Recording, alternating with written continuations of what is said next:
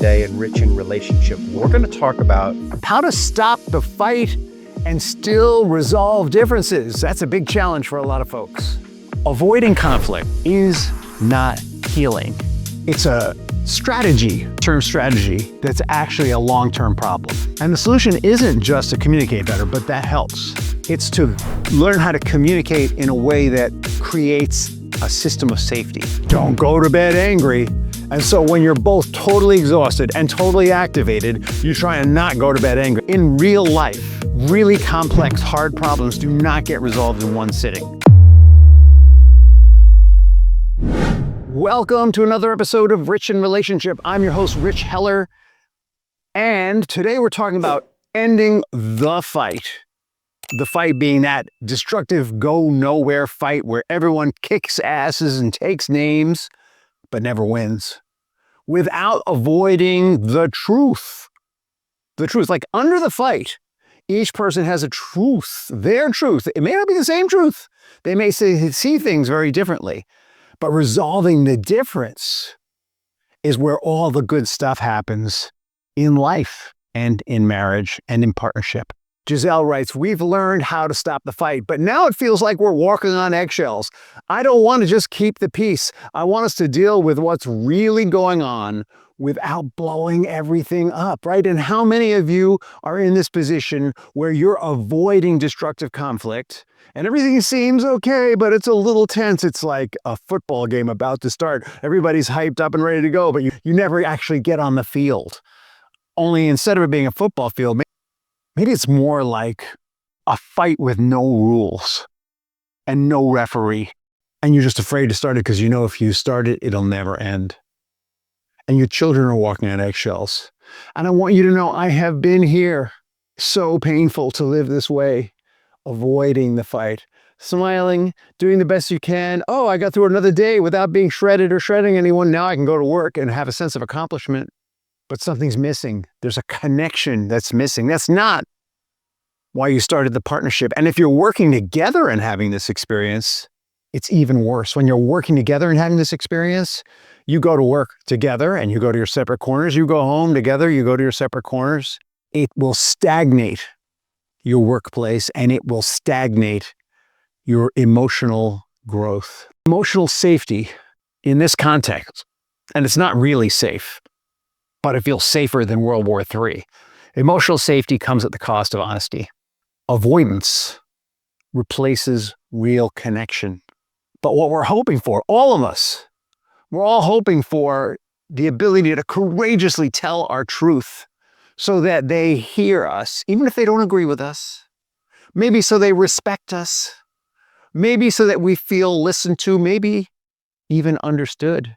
And in that experience, even though we don't agree, trust is deepened because we've heard each other without gutting each other. What we're all hoping for is to address the real issues without igniting a war. Well, Brad and Gwen, remember Brad and Gwen? They had this problem. They had the problem of fighting, and after months of managing themselves, they had successfully stopped the big blow-ups. They'd installed pause protocols. We talked about in this last episode, right? Instead of fighting, they installed pause protocols. They learned to de-escalate, and they were no longer stuck in those brutal reactive fights. But they weren't doing so well with I statements and with committed listening. And let's be honest, I statements and committed listening are the opposite of what we do in real life. I statements are, I feel this when this happens because. It's saying, I'm having this feeling around this situation because of something about me, not you. What we usually do is we say, you make me feel. Or I feel this way because you, right? That's where we usually go. And they had decided not to do that, but they weren't getting the feelings out responsibly. Things felt flat. Conversations were very surface level, right? Because if they're anything more than surface level, all that pent-up emotion might come out. The real issues, the money stress in work, that impacted their home life. They weren't really talking about it. They were crossing their fingers and hoping things would get better. Gwen was saying, I'm afraid that if I bring it up, we'll go right back to the old pattern. And Brad said, I don't want to rock the boat, man. We finally have some peace. You know what I'm talking about? It's like sometimes it's just nice to have some peace. They had ended the fight, but they were emotionally frozen. And it's no way, that's not real peace. It's kind of like, for some reason, I'm thinking about Ukraine right now. They've been at war for 4 years. And if you've been a soldier in Ukraine, the drones are coming and things are blowing up, and then it stops. And there's peace, but you know there's going to be more. It's not real peace. It's a pause instead of peace. But a pause can feel like a peace when you're under siege. And I want you to know this is a common stall point. I have a lot of couples who come to me at this point. They figured out how not to have the fight, but they haven't figured out how to talk about their differences. They come to me because their kids have gone off to college and they don't know what they have in common anymore. They come to me because their kids are running wild and they can't agree on how to handle it. And because they are afraid to talk about their differences in how to handle it, the kids just keep running wild. They come to me because they've got a baby and they're both exhausted, but instead of talking about a strategy for managing their exhaustion, they're just hiding out. Gwen was in freeze. She was internally bracing. Brad was in flight, disengaged, emotionally keeping things light to avoid tipping the balance. And both were starting to slide into what's called fawn. And fawn is just where you just agree to keep things calm, even when the truth is being buried. Fawn is what you do when a very aggressive salesman comes to your door and you just want to get rid of them. You say, yeah, sure. Oh, yeah. Just leave me the papers and I'll buy it. And they go, and then you throw it away. That's fawn. Fawn is like where you act nice just to get it over with. Well, we helped them to see that this wasn't a failure, but a natural response to their frayed nervous system. They had been fight, flight, freeze, fawn for so long that there just wasn't any other. They didn't have a strategy for de-escalating the chemistry in their body, for de-escalating the emotions, for finding the words. And what we did was we helped them to see that their stuckness were actually patterns from their parents' marriage that they were avoiding or reliving. Right? In Gwen's case, she came from a family where there was no conflict. Her parents seemed to get along all the time. In Brad's case, his family fought all the time, and it was just what they did. Well, he didn't want to do that anymore because that's how it was all the time. And she was reliving the strategy that had worked for her parents. But what she had missed was that her parents had strategies for resolving differences behind the scenes. They just never talked about it in front of the kids. Their training, their programming, their traumas, in Brad's case, because that was very traumatic to live in a household that was World War III all the time, had caused them to slip into a pattern that, like concrete, stuck into a pattern, and they didn't know how to get out of it. We introduced pre-agreed times and spaces for them to have hard conversations. In the beginning, I helped them with that. In the beginning, I sat with them and helped them with that. And as they adapted the tools and started to feel safe, they learned how to do that without me. They learned, Brad especially, about tone. Right? Brad needed to learn that in his family of origin, men and women yelled and screamed at each other indiscriminately. But for Gwen, a man screaming was something to really be afraid of because it never happened in her house. And when she did see it happen, there was trauma behind it for her. And it brought up a lot of fear. So Brad really had to learn how to handle his anger. And Gwen needed to learn how to express what she wanted as something for the future instead of going back to, you always, you never, why can't you?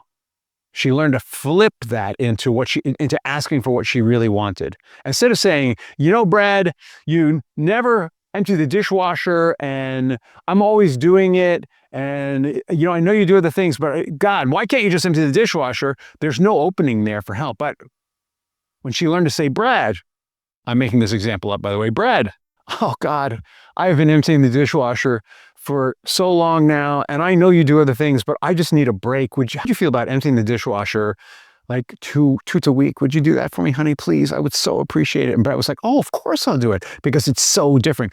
Gwen needed to learn how to really make a vulnerable request instead of pushing and poking and prodding for the response she wanted. And over time, they learned how to talk to each other so they could both feel heard. Over time, they learned how to deliver their needs in a way that the other person could hear it. And real conversations started again. And they almost never went back to war. And when they did, they knew something was really wrong. avoiding conflict is not healing. It's a term strategy, that's actually a long-term problem. In order to really express your truth or the truth, let me explain that because I talk about this a lot. It's as if Brad and Gwen were on a huge four-corner intersection, and Brad's on the north side and Gwen's on the south side. And there's an accident happened, and the sun, Brad's on the south side, the sun is on the east side, let's say. And because of the location of the sun and the angles that they see things at, Gwen sees one driver as being at fault, Brad sees the other driver as being at fault. But in fact, we all know that automobile accidents are very rarely one person's fault, right? It takes two people driving a certain way to have an accident. So the opportunity to express, well, this is how it looked from the south side. Well, this is how it looked from the north side is huge. And the opportunity to see through the other person's eyes is tremendous. The alternative is to allow your amygdala to take over, to go into fighting, which is explosive, fruitless conflict, to go into flight, running away, which is emotional disengagement and avoidance, to freeze, which is to shut down, to be in silence, walking on eggshells, or to fawn. That's okay. So sorry I hit you. Everything's going to be wonderful. These are protective in the short run, but in the long run, they block intimacy. And the solution isn't just to communicate better, but that helps. It's to learn how to communicate in a way that creates a system of safety so that the truth, which is how both of you see it put together, can come out without triggering a collapse, right? Because both perspectives are valid. Gwen's perspective on the south side and Brad's perspective on the north side, they're both valid. They're just looking at it different ways. So Brad and Gwen, what they needed wasn't just love or even courage, it was structure. They learned to schedule regular windows to express their truths, where hard topics could be explored, and they understood that really hard topics almost never get resolved in one sitting. Right? What we want to tie up the loose ends of life. Oh God, am I guilty of this? It's that crazy expression, don't go to bed angry. And so when you're both totally exhausted and totally activated, you try and not go to bed angry. Have you ever tried that? And you end up fighting till 2 a.m, and then you go to bed exhausted. Maybe you're not angry, you're just exhausted. But is the problem resolved? In real life, really complex, hard problems do not get resolved in one sitting.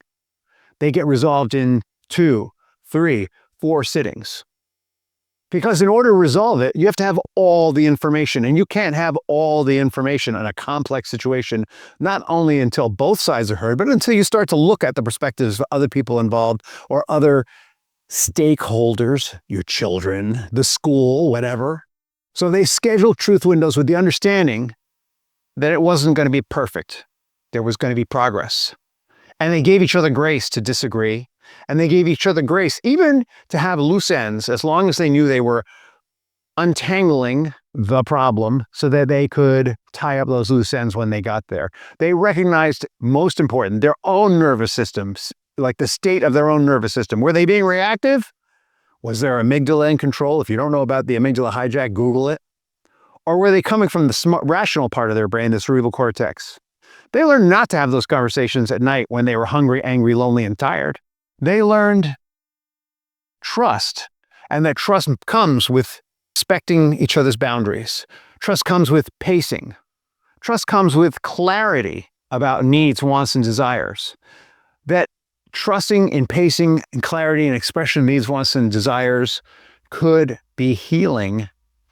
It wasn't always an opening for destructive conflict. They moved out of survival mode into co-created safety. And that's, my friends, that's where emotional prosperity happens. And when we are emotionally prosperous, we're like magnets for good things in life. Truth became a tool for reconnection, not a risk to avoid. I'm going to say that to you again. Expressing their individual truth and finding the bigger truth that both truths contribute to, that became a necessary and valid tool for reconnection, for connecting, for intimacy, for safety. It was no longer something to avoid. You see, you can't have vulnerability and intimacy without expressing truth. They don't exist in the same space.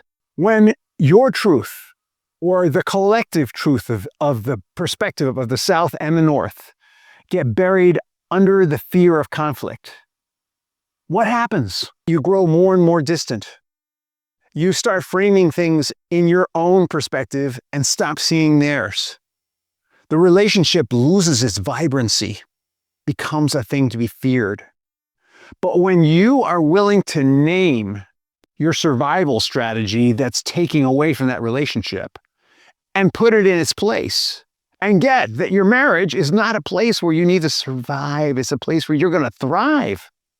That partnership is, you engage in that marriage and that partnership to help each other, uplift one another, to succeed. And if you're not doing that, then you're in reaction. You're allowing your nervous system to run things. But when you name that survival strategy, your nervous system, that part of you that wants to survive, you name what it is that's triggering it and activating it. When you know what those triggers are, you're a lot less likely to let those triggers run you. I'm going to ask you something. Do you want to be a victim of your own old emotions and your own reactivity?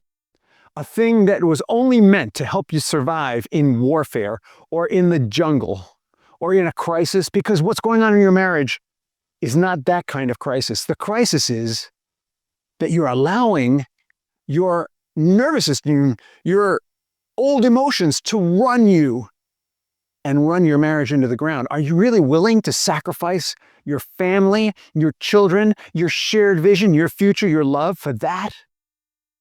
Because it's just a decision. All you need to do is make a decision. And once you make that decision, you can step by step move towards a space that feels safe again.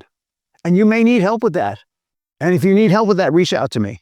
Rich, that's me, R-I-C-H, at richinrelationship.com, RICHINRELATIONSHIP.com. And you may have figured it out, right? I'm on this mission with you. I've been where you are, and I am where you want to go.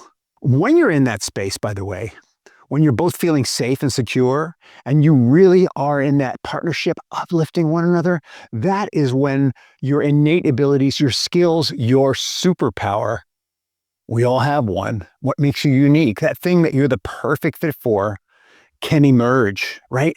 That's when we start having a sense of personal fulfillment, because our sense of purpose is being met. And that's the next episode, your secret superpower and why it's being wasted. So I look forward to seeing you there. Share, like, subscribe. And in the meantime, have an amazing day and a fantastic tomorrow.